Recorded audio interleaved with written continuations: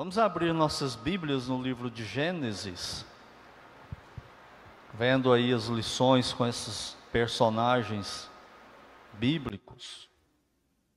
Hoje nós vamos ver mais um casal, Gênesis 3, de 1 a 6. Que diz assim, Gênesis 3, de 1 a 6.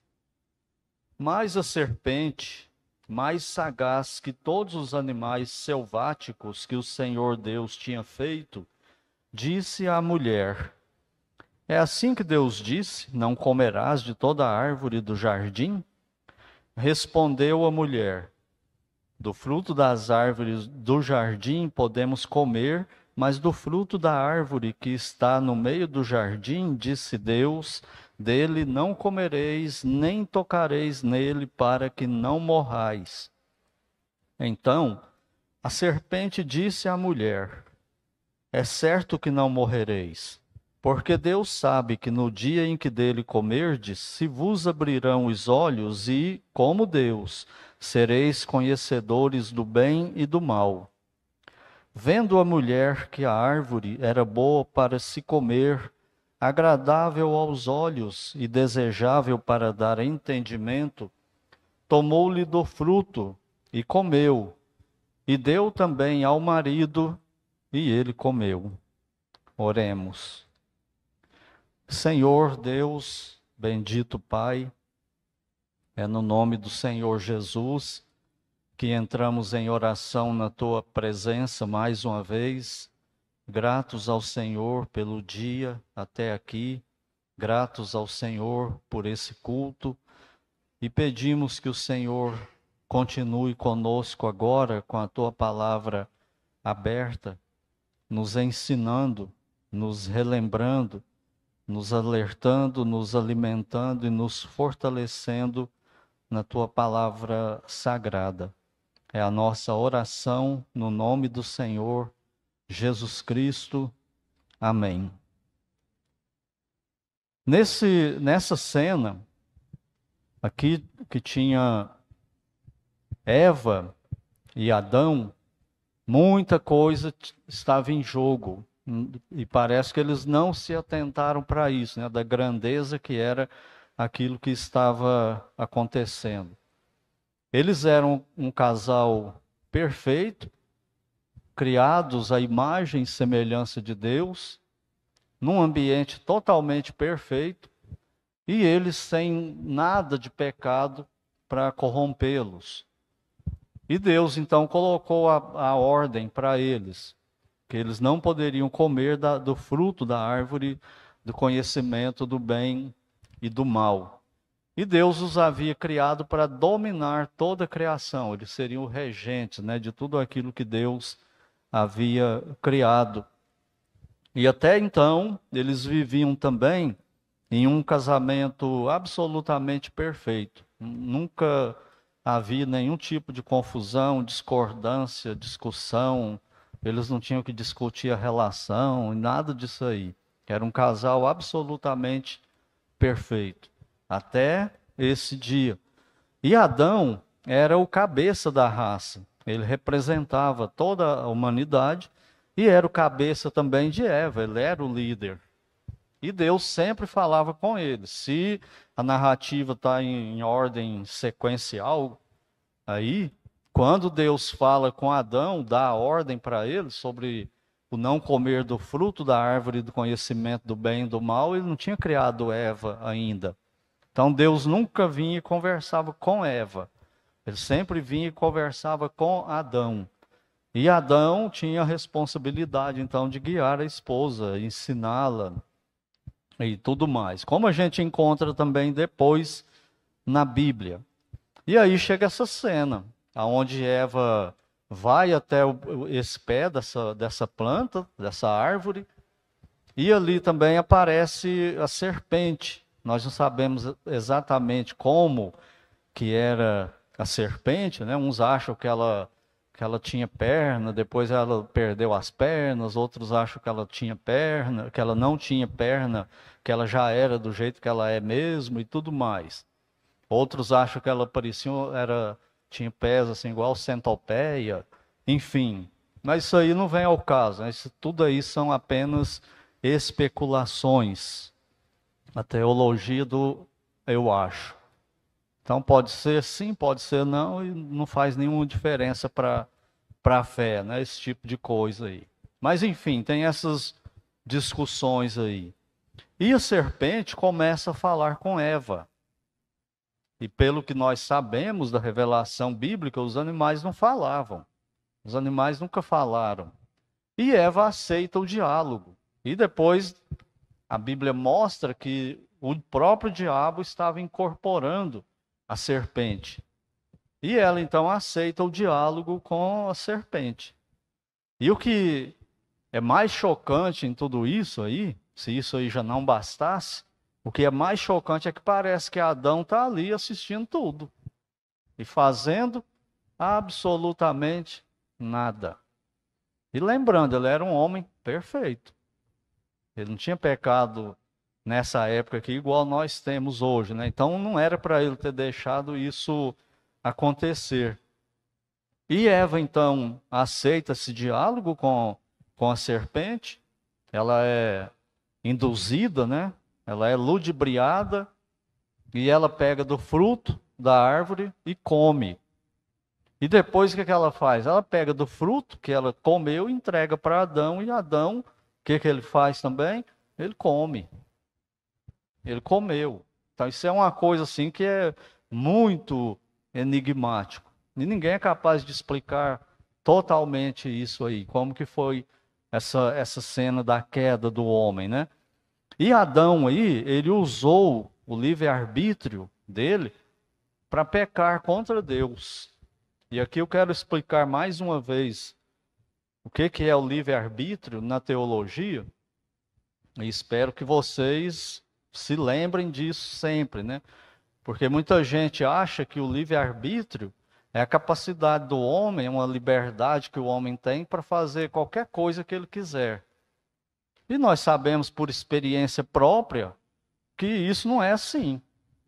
Para começar, a gente não escolhe o dia que a gente vai nascer, a cor da pele, a altura, não escolhemos nossos pais, nem o ano que nós vamos nascer, nem o país que nós vamos nascer, não escolhemos nada.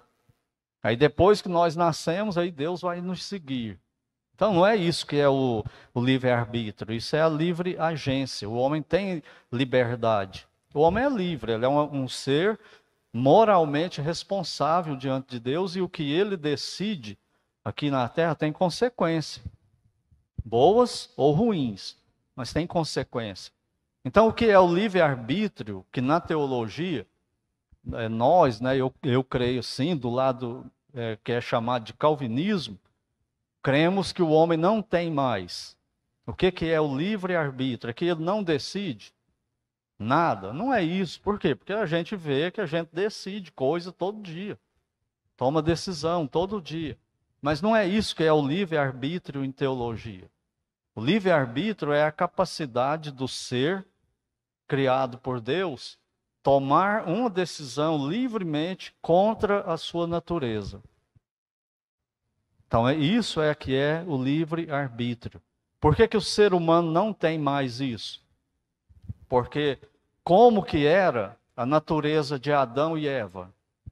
Era uma natureza santa, absolutamente santa, perfeita. E contra essa natureza santa, que é outro segredo que ninguém desvenda, usando essa natureza santa dele, ele escolheu desobedecer a Deus. Entendeu o que é o livre-arbítrio?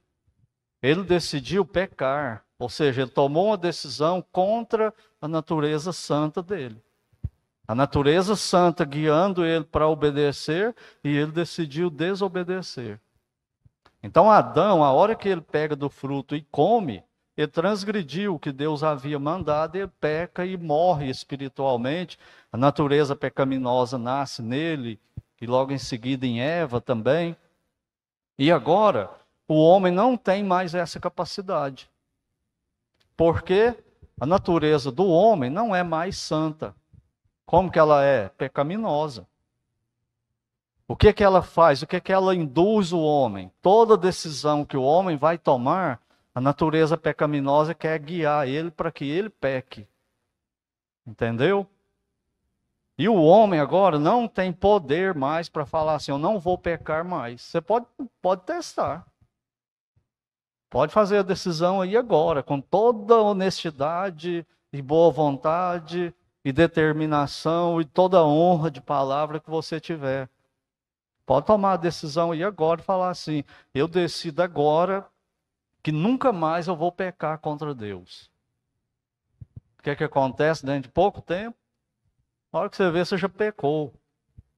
E você, se é crente, faz igual Paulo, miserável homem que eu sou. Entendeu? Que é a perda do livre-arbítrio. O ser humano não tem mais poder para escolher contra a natureza dele, que é pecaminosa. Ele ficou escravo do pecado. E foi essa a carta na manga que o diabo não contou para eles. Vocês podem pecar, escolher, mas depois vocês vão ficar escravos do pecado. E vocês não vão vencer mais essa luta, não. E aí, a coisa complicou para todo mundo, né?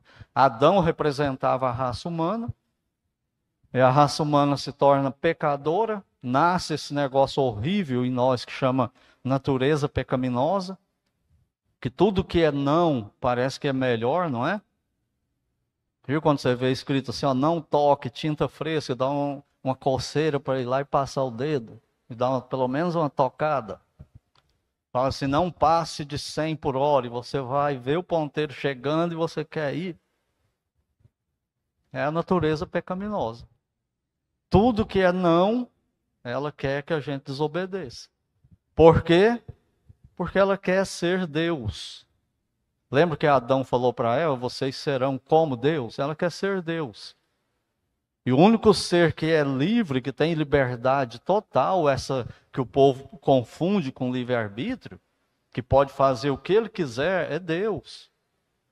O diabo não tem isso, os demônios não têm, os anjos muito menos, e nem o ser humano. O único ser que é absolutamente livre é Deus.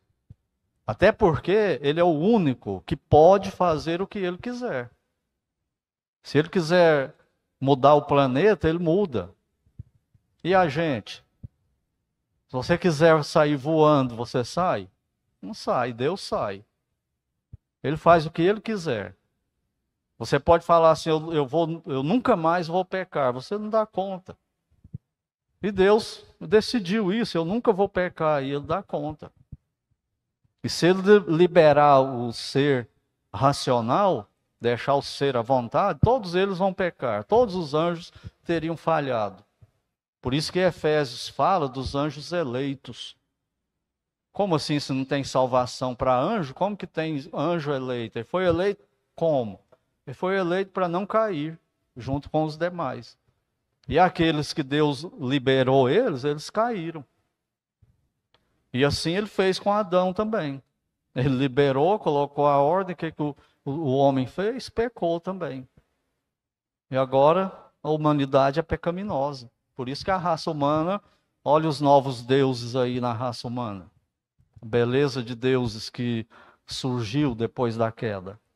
E tudo por quê? Porque um casal decidiu desobedecer a Deus. Então ele continua com a vontade, essa é a livre agência, você escolhe se você viaja ou não, se você vem no culto ou não, se lê a Bíblia ou não.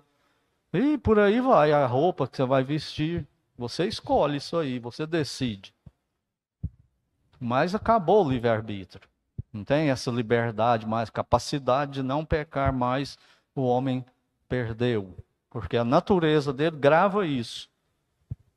Livre-arbítrio é a capacidade do ser racional decidir contra a sua natureza, de forma livre.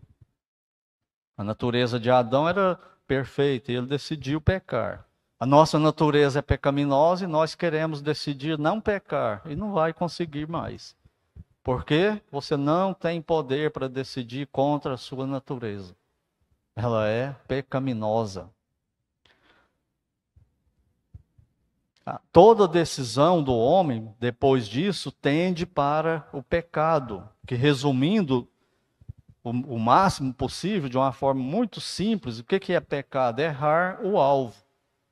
Qual o alvo? O que eu acho certo, o que você acha certo? Não, o que Deus acha certo. O que Deus diz que é certo. Então, tudo aquilo que é a vontade de Deus, que é o que é para fazer, é o nosso alvo. E a gente erra esse alvo. Então, a coisa vai complicando para nós o tempo todo, desde essa época aí. Por isso que fazer a vontade de Deus não é nada fácil. Porque Deus é santo e a nossa natureza é pecaminosa. Deus quer santidade, nós queremos pecado. Esse é o problema, né, do relacionamento aí com Deus. Com a morte física e a morte espiritual, é o castigo que Deus impôs sobre o homem quando ele desobedecesse. Por isso que nós morremos. Adão morreu espiritualmente ali naquele dia. Ele ficou separado de Deus, ele perdeu a comunhão com Deus, aquele prazer que Deus tinha de vir toda tarde conversar com ele, com eles ali no Éden, eles perderam. Deus perdeu esse prazer, porque o homem agora era pecaminoso. Adão e Eva no Éden, antes da queda, eles ficavam esperando Deus chegar para se encontrar com Deus. Eles eram santos, encontrando com Deus santo. Era tudo que eles queriam. É mais ou menos como nós hoje, depois de salvos. Quando você encontra um crente verdadeiro, você não gosta? Você não gosta de estar num ambiente assim, onde só tem crentes? E o incrédulo? O incrédulo não gosta de estar onde só tem crentes. Por quê? Porque eles não se afinam mais. O que um quer não é o que o outro quer, e esse relacionamento não funciona. Então Adão e Eva, eles ansiavam pela presença de Deus, tinha prazer nesse encontro com Deus, e Deus tinha prazer nesse encontro com eles. Depois que há o pecado, e Deus vem para falar com eles, o que é que acontece? Eles vazam na braquiária. Eles tentam se esconder de Deus. O que é que aconteceu? Se antes eles se deleitavam nisso e agora estão fugindo. Porque agora é pecaminoso, agora ele é pecador. Agora a presença do Deus Santo incomoda eles, porque eles não são santos. E por isso eles tentam fugir da presença de Deus, né? E ele morreu espiritualmente, perdeu essa comunhão com Deus, ele se separou desse Deus Santo. E a outra morte é a morte física, com o tempo. Aí o homem começou a envelhecer e morrer. É daí que vem toda a coisa ruim que nós temos no nosso corpo. E aí vai depender do tipo de vida que a gente viveu, vai depender de coisa hereditária, da família.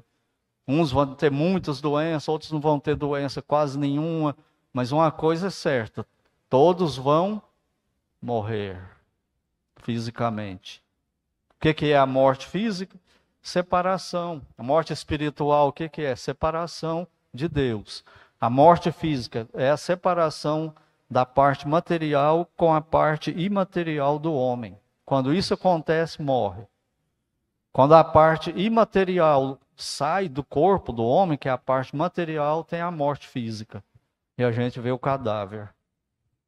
Aí você pode falar com ele, soprar, beliscar, colocar comida na boca, não vai acontecer nada mais, morreu. O que é isso? Salário do pecado. Por isso que quando chega lá no capítulo, acho que é no capítulo 6, tem uma genealogia lá de várias pessoas. E todas elas terminam com a seguinte expressão: e morreu. Viveu fulano tantos anos e morreu. Viveu fulano mais tantos anos e morreu. E fulano e morreu. E fulano e morreu. Deus quer dizer alguma coisa para nós através disso. Que o homem que não era para morrer, agora morre. E toda vez que alguém morre é para o homem se lembrar disso. É o salário do pecado. Então foi isso aí que aconteceu com a desobediência daquele casal. E a humanidade então ficou condenada por Deus. O que aconteceu na prática? Vamos aqui para o final, aí com as lições práticas para nós. Primeira lição que destaca aqui é ficar sempre com a palavra de Deus. Deus chega para Eva e confronta ela. É isso aí que Deus fala em relação àquilo ali? Não, Deus falou isso, mas vamos acrescentar mais isso aqui. Aí lascou tudo. Ou seja, a palavra de Deus não é suficiente, a palavra de Deus não resolve todos os problemas, nós temos que emendar ela, nós temos que acrescentar. E foi isso que o diabo fez e vem usando aí através da história, né? Nós vivemos uma época aí que a Bíblia, talvez na história, nunca foi tão atacada quanto nos nossos dias. Muitas vezes ela não é atacada assim. A pessoa não vai falar assim, a Bíblia é insuficiente, mas na prática ele age como se ela fosse. Ele não fala, ele não admite, mas ele não se sujeita somente à Bíblia. A segunda lição, e lembre-se, o diabo ele quer fazer isso até hoje com a gente. Ele quer que a gente fique ou aquém da Bíblia, ou que a gente vá além da Bíblia. E aí ele nos engana, né? Igual ele fez com Eva, e quando a gente se deixa enganar, aí a gente peca. Em segundo lugar, todo pecado é desobediência contra Deus. E desobediência é rebelião contra Ele. E só pode trazer o mal. Isso é cruel para nós. Toda vez que a gente peca, a gente está sendo rebelde contra Deus. Toda vez que nós pecamos, é como se a gente falasse para Deus assim: o Senhor não é o meu Deus, eu sou o meu Deus. Eu não vou fazer do seu jeito, eu vou fazer do meu jeito. Isso que é pecado. É rebelião. Eu não aceito a sua autoridade, eu sou a minha autoridade. Na prática é isso. Deus fala assim: marido, ame a sua esposa. O marido fala: não amo. Ele não fala isso, fala. Mas muitos maridos não amam, nem se esforçam para amar a esposa igual Cristo ama a igreja. Deus fala para a esposa: seja submissa ao seu marido e o respeite. E muitas mulheres não fazem isso. Ela não fala assim para Deus: eu não vou ser submissa, eu não vou obedecer ao Senhor. Mas na prática, como que ela age? Dessa forma. E Deus está vendo isso aí. E assim é com todas as outras coisas, né, de pecado. Quando a gente peca, a gente está falando para Deus: eu sou o meu Deus, o Senhor não é. O Senhor não manda em mim, eu mando em mim. É assim que é o pecado contra Deus. E o que trouxe isso para a prática? O que aconteceu na prática? A primeira coisa é perda da consciência da presença de Deus. Adão esqueceu quem que Deus era depois que ele pecou? Não, ele sabia que Deus é onipresente, é onisciente, é onipotente. Mas ele tenta esconder de Deus no meio de árvore, sabendo que Deus é onipresente. Atrás de qualquer árvore que ele escondesse, Deus estava lá. Aquelas árvores estavam tudo na presença de Deus o tempo todo. Todo lugar. E além disso, o ser humano, tudo que ele pensa, Deus está vendo o que ele pensa, Deus conhece o que ele pensa. Mas nós não sabemos disso até hoje. Eu creio que todos nós aqui vamos concordar com isso. Então, qualquer lugar que eu for, eu estou na presença de Deus. Então, por que a gente, quando está sozinho, peca? Mais do que quando está junto com outras pessoas. É a perda da consciência da onipresença de Deus.